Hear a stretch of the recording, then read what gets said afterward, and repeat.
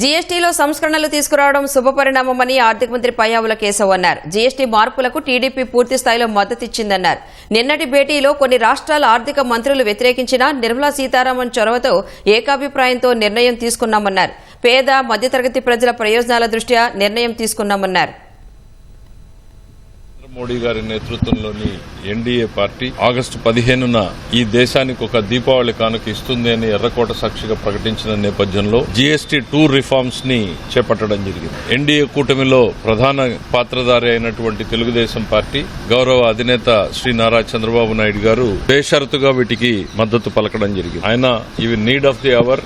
మనం తొలుత చేపట్టినటువంటి రిఫార్మ్స్ కి మరింత మెరుగైనటువంటి రిఫార్మ్స్ అవసరం ఉంది అనేటువంటిది ఆర్థిక మంత్రి గారికి ఆ రోజు ఇవ్వడం జరిగింది. ఆ నేపథ్యంలోనే తెలుగుదేశం పార్టీ దీనికి మద్దతు నిన్న కూడా కొనసాగించడం జరిగింది. సామాన్యుడికి భారం తగ్గించే రకంగా సామాన్యుడి ఆదాయంలో కొంత మిగిలేలాగా చేయడమే దీని ప్రధానమైనటువంటి ఉద్దేశం. దీని ద్వారా రాష్ట్ర ప్రభుత్వాలకి కొంత ఆదాయం కోల్పోతున్నా కూడా రాష్ట్ర ప్రభుత్వానికి రావాల్సినటువంటి ఆదాయంలో దాదాపు 8,000 కోట్లు నష్టపోతుంది అనేటువంటి అంచనాలు వచ్చినా కూడా ప్రజల మీద ఉన్నటువంటి భారాన్ని తగ్గించడమే ప్రధానమైనటువంటి లక్ష్యం అనేటువంటిది చంద్రబాబు నాయుడు గారు మాకు గైడెన్స్ ఇవ్వడం జరిగింది. అదే బ్యాక్ డ్రాప్ లో నిన్న జీఎస్టీలో దాదాపు అన్ని అంశాలకి కూడా మద్దతు ప్రకటించడం జరిగింది. కొంత సుదీర్ఘ చర్చ జరిగిన అనేక పొలిటికల్ పార్టీలు ఉన్నటువంటి నేపథ్యంలో దాదాపు 33 మంది సభ్యులు ఉన్నటువంటి నేపథ్యంలో కొంత భిన్నాభిప్రాయాలు ఒక దశలో వ్యక్తమైనా కూడా చివరికి వచ్చేటప్పటికీ గౌరవ ఆర్థిక శాఖ మంత్రి శ్రీ నిర్మలా సీతారామన్ గారు చూపించినటువంటి ఓపిక చొరవతోటి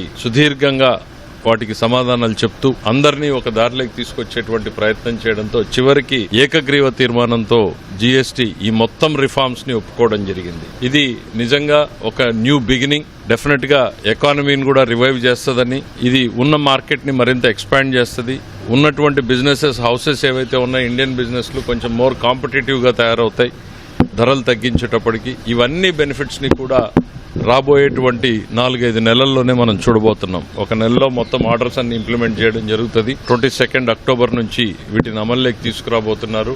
ఆ తర్వాత దీని ఇంపాక్ట్ మనకు ఒక నెల రోజుల్లోనే కనపడేటువంటి ప్రయత్నం జరుగుతుంది. ఈ రిఫార్మ్స్ చేసినటువంటి నరేంద్ర మోడీ గారికి, నిర్మలా సీతారామన్ గారికి ఇది అవసరము అని బేషరతుగా వాటికి సంపూర్ణమైనటువంటి మద్దతు తెలిపినటువంటి చంద్రబాబు నాయుడు గారి కృషిని ఈ సందర్భంగా గుర్తు చేసుకోవాల్సినటువంటి అవసరం ఉంది. Thank you.